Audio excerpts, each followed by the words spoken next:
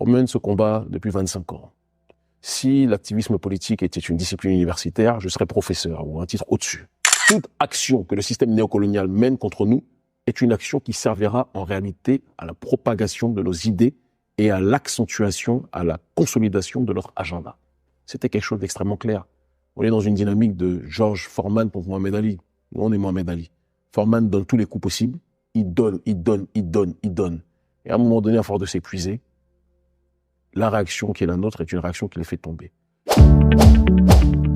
Il y a eu des errements de certaines personnes qui découvrent le combat politique au XXIe siècle ou qui découvrent le combat politique en 2024 et qui se disent « Ah, Kémy, il a fait preuve de naïveté, il est venu en France, il savait pas les risques ». On a commencé ce combat en 1999, à une époque où ça n'intéressait quasiment personne.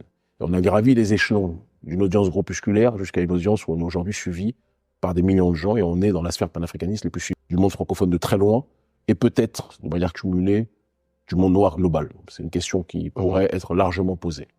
Et d'ailleurs, la DGSI dit qu'on est les figures centrales du panafricanisme anti-occidental, comme il le qualifie. Moi, je suis pas anti-occidental, je suis anti-oligarchie d'Occident. C'est très important qu'on le dise. J'ai rien contre le prolétariat occidental de manière générale. C'est absolument pas mon adversaire ou mon problème, tant qu'ils sont pas dans une dynamique d'être dans la logique de la négrophobie. Nous, quand nous décidons de venir rapidement à Paris voir nos proches, moi les miens, par rapport à mon aîné qui est malade, sur lequel j'ai déjà assez parlé, je ne vais pas encore m'étendre, on calcule les risques et on se dit, on sait très bien que les autorités françaises nous ont dans le viseur, si on nous arrête, comment on planifie, comment on stratégise les choses. On était préparé à cela et on se disait, parce qu'on est dans une dynamique qui est celle justement d'un combat, d'une guerre d'idées, d'une bataille culturelle dont parlait Gramsci. Ils ont déployé des moyens que, je veux dire, même sous Mesrine, je pense qu'il n'y avait pas autant de policiers, des services secrets qui étaient mobilisés pour ça. C'était n'importe quoi, ce qui s'est passé. Devant tout le monde, dans les rues de Paris, tout le monde l'a vu. Et ils pensaient véritablement mettre fin à notre réalité.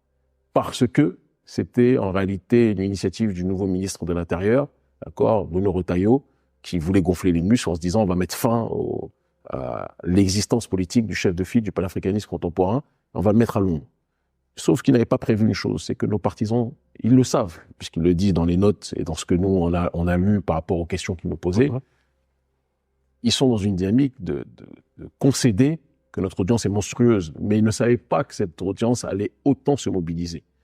Je pense qu'ils avaient prévu, en coordination avec les services de la France-Afrique de manière générale, en Côte d'Ivoire, qui est la centrale de la France-Afrique communicationnelle aujourd'hui, et au Bénin, où malheureusement, mon pays est pris en otage par un gouvernement, un régime complètement pro-France-africain, qui est une honte pour notre peuple, mais il disparaîtra tôt ou tard, parce qu'aucun régime n'est éternel.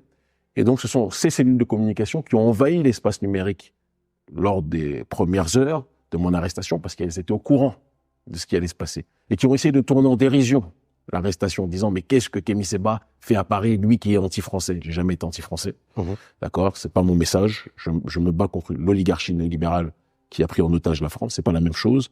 Notre ONG Urgence panafricaniste a mené des actions en collaboration, en fraternité humaine avec les Gilets jaunes constituants contre Bolloré, d'accord. Jusqu'à preuve du contraire, notre combat, comme le disait Thomas Sankara, c'est pas contre le prolétariat occidental, c'est contre l'oligarchie occidentale et l'oligarchie africaine corrompue. C'est la même chose pour nous.